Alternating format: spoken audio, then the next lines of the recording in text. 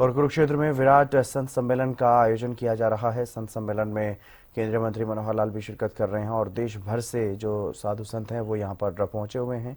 क्या कुछ कह रहे हैं केंद्रीय मंत्री मनोहर लाल, वो आपको सुनवाते हैं। तो मुझे ऐसा लगता है कि जिस बात को लेकर के आज से 10 साल पहले स्वामी जी के आशीर्वाद से कार्यक्रम शुरू हुआ, संतों का आशीर्वाद हर वर्ष हमको मिलता है, मैं भी हर वर्ष एक आध कार्यक्रम में यहाँ आता ही हूँ, इसको हम और आगे बढ़ाएंगे। भगवान कृष्ण का दिया हुआ संदेश दुनिया के लिए आज भी उतना ही प्रासंगिक है जितना उस महाभारत काल में था। तो मैं तो ये कहूंगा कि गीता के प्रति हमारा जो भाव होना चाहिए एक बहुत ऊंचा भाव।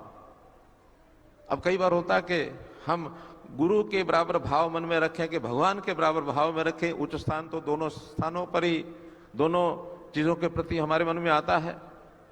एक श्लोक हम पढ़ते थे पहले कि गुरु गोविंद दो खड़े काको लागे पाओ, बलिहारी उन गुरु की जिन गोविंदियों दिखाए।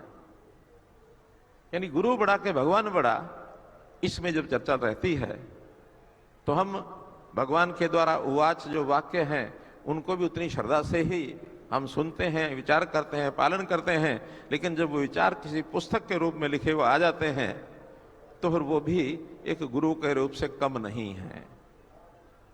जैसा सिख समाज में देखते हैं, गुरु ग्रंथ साहब को गुरु के रूप में धारण किया और सर्वोच्च स्थान समाज में है।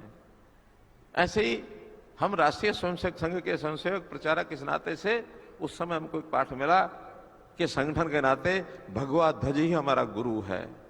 गुरु का स्थान बहुत ऊंचा होता है। ऐसे स्थानों पर हम अपने ऐसे विचारों को रख करके चलेंगे तो हमारे मन में आदर और श्रद्धा का भाव बनेगा। और एक बड़ी आश्चर्य करने वाली बात है कि दुनिया में संतों का, महापुरुषों का या नेताओं का भी बड़े जो ऐसे आदर्श पुरुष हुए हैं, जयंतियां उनकी मनाई जाती हैं। घरों में हम परिजनों की भी जयंतियां भी मना लेते हैं, लेकिन कोई ग्रंथ अगर देश और दुनिया में है जिसकी जयंती मनाई जाती है तो एकमात्र गीता जी का स्वरूप है जिसकी जयंती हर वर्ष मनाई जाती है। एक बहुत बड़ा एक बोध हमको इस अवसर पर होता है। गीता हमको जो संदेश देती है, एक जिसको कहना चाहिए कि कर्म प्रधान बनने का संदेश हमको देती है। धर्म क्षेत्र कुरुक्षेत्र कर्म क्षेत्र, कर्म करने के लिए भगवान कृष्ण ने जो कहा तो एक कर्म प्रधान ग्रंथ है कि अपने कर्म को करना मत भूलें। गीता के श्लोक बहुत से हम पढ़ते हैं, सुनते हैं, आचरण करते हैं। 700 के लगभग श्लोक हैं, 18 इसके अध्याय हैं। हो सकता है सब लोग सारे गीता को न सुन पाते हो, न कंठस्थ कर पाते हो। जीवन में एक अगर आपने श्लोक भी, और पूरा श्लोक नहीं, एक पंक्ति भी जीवन में धारण कर ली, मैं समझता हूं पूरे गीता का जो फल है वो उसमें मिलता है। मैं तो अपनी बात बता सकता हूं कि जब कर्मण्यवादी करस्ते मां फलेषु कदाचना, अगली पंक्ति अभी भी मुझे याद नहीं है। इसी एक पंक्ति के कारण से जीवन में जो बदलाव आया कि कर्म करते जाओ, फल मिलेगा लेकिन चिंता मत करो।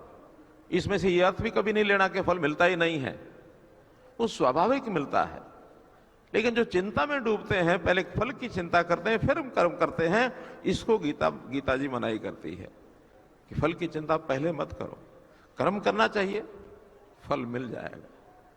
तो इस आचरण को करते हुए और यदि आगे बढ़ेंगे तो निश्चित रूप से हम लोग अपने जीवन को सफल कर पाएंगे। बहुत सी चीजें गीता जी में लिखी हैं। स्वामी जी ने जीवन के हर क्षेत्र के लिए गीता जी के अंदर से सार रूप पुस्तकें लिखी हैं।